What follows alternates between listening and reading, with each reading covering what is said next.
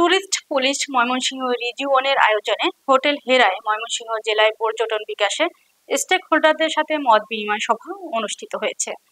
বিস্তারিত থাকছে ইউসুফ আলী রিমনের প্রতিবেদনে।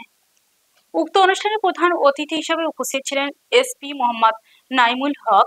বিশেষ অতিথি ছিলেন ময়মনসিংহ জেলার হোটেল রেস্টুরেন্ট মালিক ও বিশিষ্ট ব্যক্তিবর্গ। হোটেল মালিক, স্থানীয় প্রশাসন, পর্যটন ব্যবসায়ীর সাথে মত বিনিময় সভায় বলেন, পর্যটন শিল্পের উন্নয়ন, পর্যটকদের নিরাপত্তা ও সেবার মান বৃদ্ধি এবং সংশ্লিষ্টদের মধ্যে সমন্বয় সাধন করতে হবে।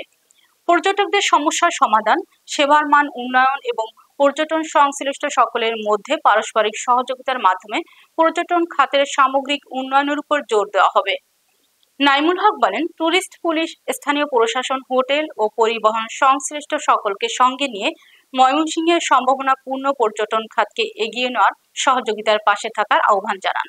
এ ধরনের মত বিনিময় সভাগুলো পর্যটন শিল্পের জন্য একটি গুরুত্বপূর্ণ অংশীদারিত্ব তৈরি করে, যা পর্যটকদের জন্য একটি নিরাপদ ও আনন্দদায়ক পরিবেশ নিশ্চিত করতে সাহায্য করে।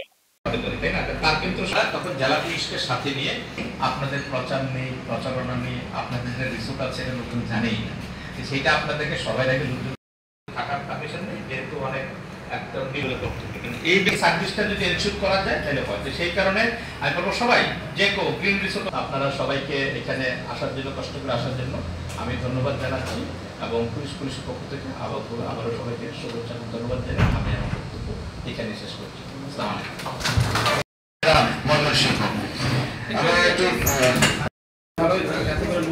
আলাইকুম।